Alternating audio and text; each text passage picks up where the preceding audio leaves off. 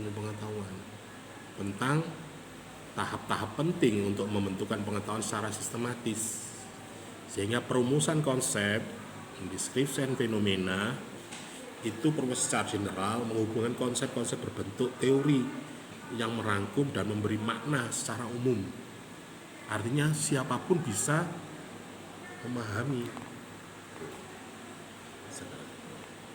Jadi ketika ya nggak bisa disamakan antara itu.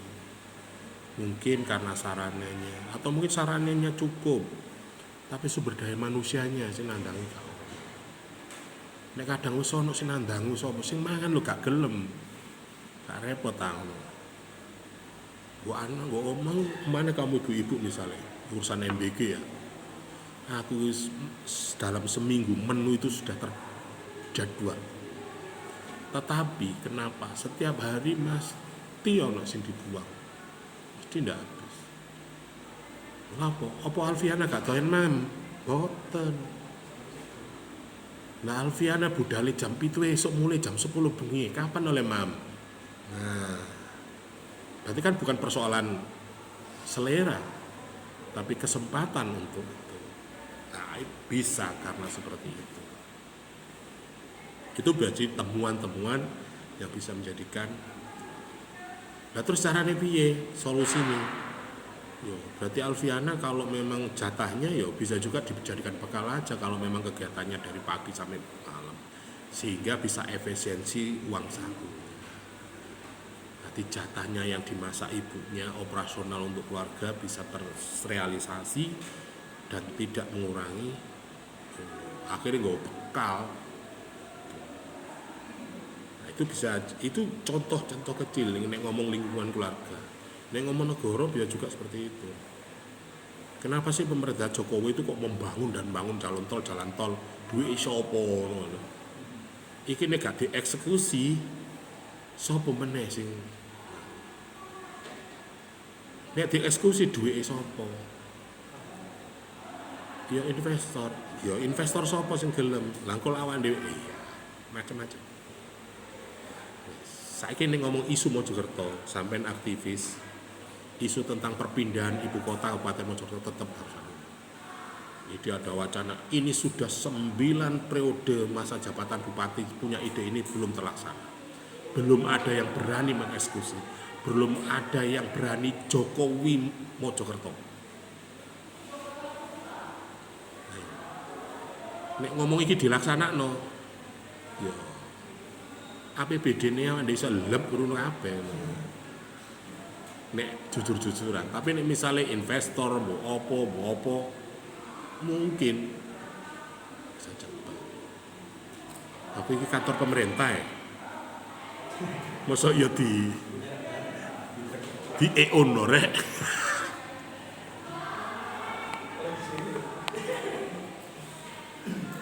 Misalnya Januari, oke, saya bangunkan. Berarti sampean setiap tahun nyewa ke saya gedungnya bagi hasil. Mosok ngono. Nah, ini kalau Anda kembangkan terkait dengan prospek, harapan dan tantangan terkait dengan perpindahan ibu kota atau kantor pemerintahan Kabupaten Mojokerto ke wilayah Kabupaten Mojokerto, apa kelebihan dan kelemahannya? Iki nek dadi iso dadi peradaban rek ngono ya. Ya samanya adanya IKN. IKN itu kan bukan idenya Jokowi. Pemerintahan Soekarno ke zaman itu kan. Tapi kan nggak ada yang berani eksekusi. Ngono sing wis dieksekusi jadi salah-salahno kok.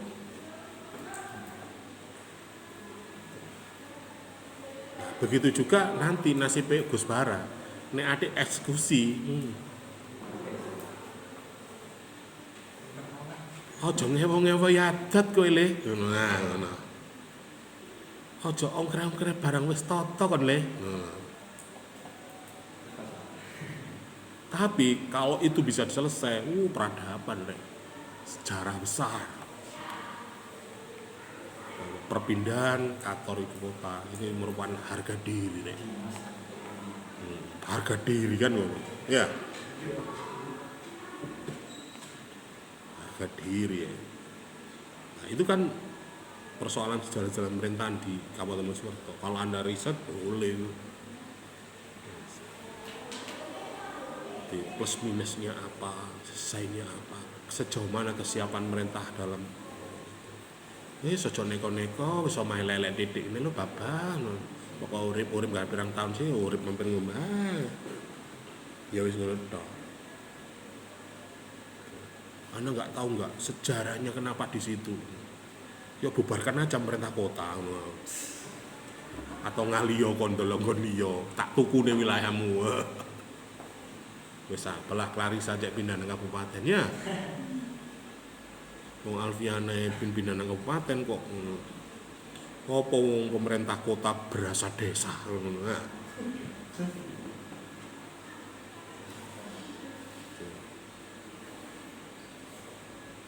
Nah, itu. Jadi di dalam kasus contoh kejalan-jalan pemerintah ini bagaimana kita mengeneralisir, bagaimana kita menjembatani antara pimpinan masyarakat. Jawabnya awak dhewe kudu mbek riset kak apa jaremu le. Berdasarkan riset yang kami lakukan bahwa persepsi masyarakat terkait dengan perpindahan kota, mungkin yang pertama harus kita ambil adalah persepsi masyarakat. Artinya masyarakat setuju atau tidak dulu. Rakyat, karena nanti yang nanggung juga biar rakyat. Nek masyarakatnya setuju, ya wes bet. Bila perlu urunan maneh ngono kaya nggo balai desa ya.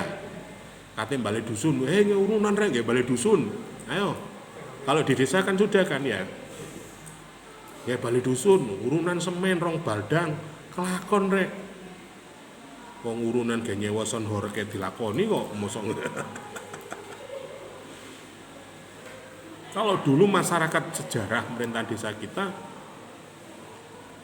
untuk operasional gaji perangkat desa iku ya urunane mbah-mbahmu rek.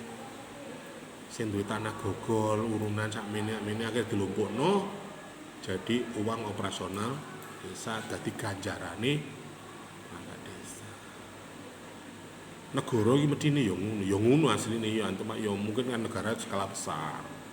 Kalau desa mungkin ya bisa juga terjadi. Jadi nek saiki mungkin yang kita tahu di zaman kita mungkin ya pelebaran jalan.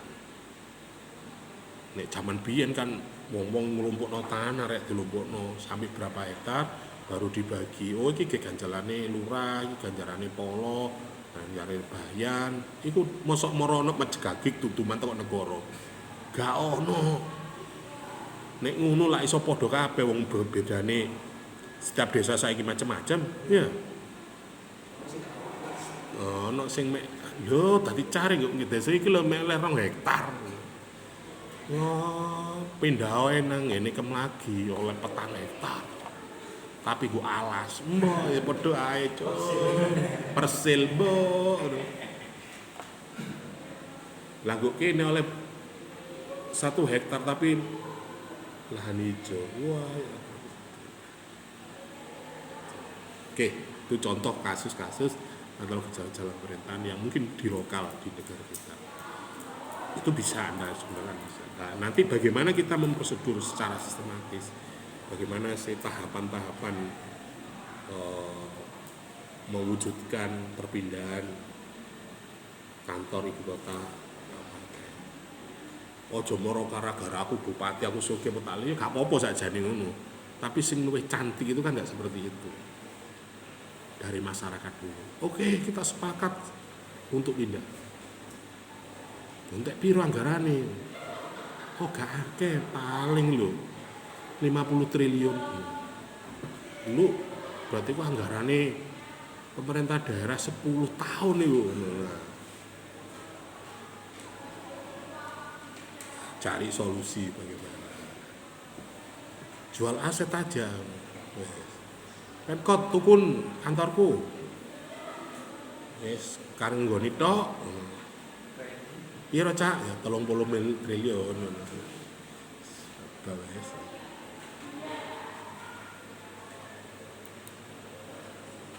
Oke, selanjutnya terkait dengan fungsi metodologi ilmu pemerintahan, ada dua fungsi di dalamnya, yaitu fungsi keluar dan fungsi ke dalam. Kalau fungsi ke dalam itu fungsinya adalah mengoreksi, mengembangkan diri secara heuristik. Sedangkan fungsi keluarnya adalah mengidentifikasi, merekam, menggambarkan, menerangkan, menghubungkan pengetahuan dan memprediksi, atau bisa juga meramalkan. Iki misal lo yo, misal Gus Bara sido mindah ibu kota Kabupaten Mojokerto di Mojosari. Kira-kira dampak ekonomi, dampak sosialnya, dampak politiknya apa? Lu sakno sing dawaran, ngomong ado. Wis dawar melok kotae, atau mungkin kota, wilayah kota dadi wilayah kabupaten. Utara Sungai dadi kota, wis. Pin kon melok ndi? Dadi Marta dadi wilayah kota. Jadi bisa memprediksikan seperti apa. Mungkin secara keindahan atau efisiensi anggaran atau efisiensi kinerja atau pengaruh ekonomi. Masih IKN, kenapa sih IKN itu dideleng ke wilayah tengah kan? Mungkin pengaruh jam terhadap bursa efek. Wah. Bursa saham itu bisa pengaruh. Atau bisa juga jam penerbangan. Atau bisa apa? Kan isu-isu di negara kita itu kan paling pertambangan, pajak, juga perhubungan ya. Perhubungan itu apa? Kenapa perhubungan? Lo wilayah kini lo pulau ya.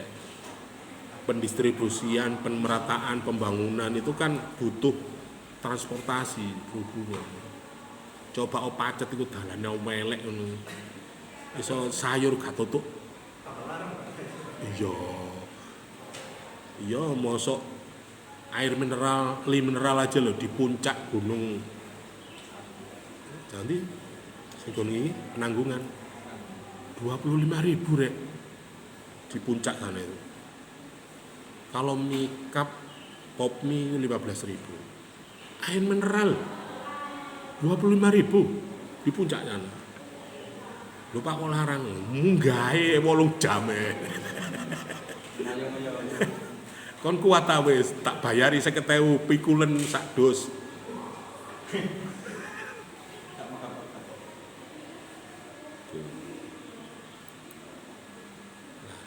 Metodologi pemerintahan itu tidak dapat dipisahkan dari metodologi penelitian. Bahkan metode penelitian merupakan alat yang digunakan untuk mempelajari, memahami, menganalisis gejala-gejala masalah pemerintahan. Maka dengan demikian pelajaran metodologi pemerintahan itu memahami prinsip-prinsip dasar, konsep-konsep pemerintahan, filsafat ilmu, bahkan statistik, terutama analisa pendekatan kuantitatif.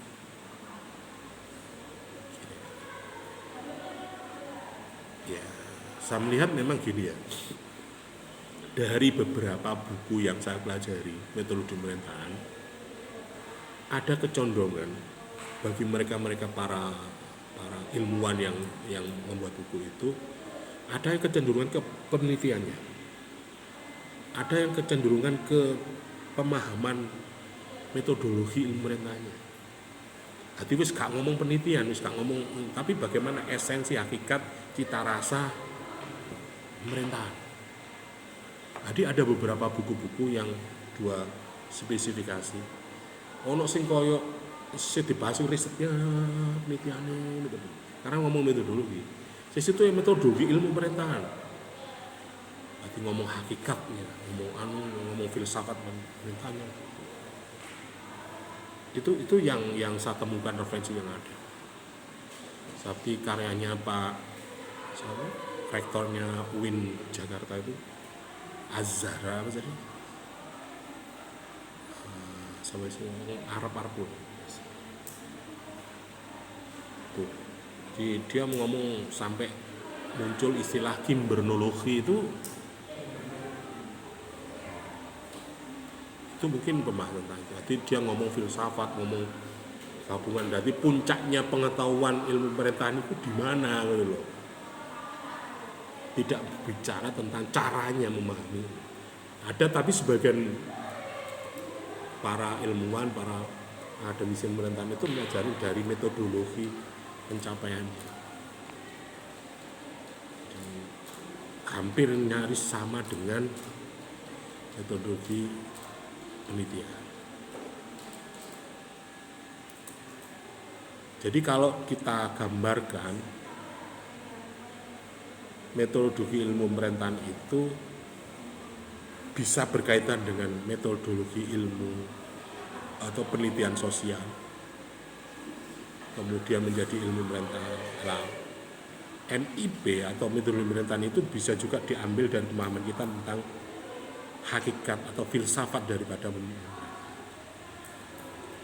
Kemudian dihitung dengan cara-cara statistik kuantitatif, sehingga materi-materi pemerintahan itu bisa teradopsi, bisa sehingga menjadi ilmu pemerintahan. Oke, sampai di sini ada pertanyaan?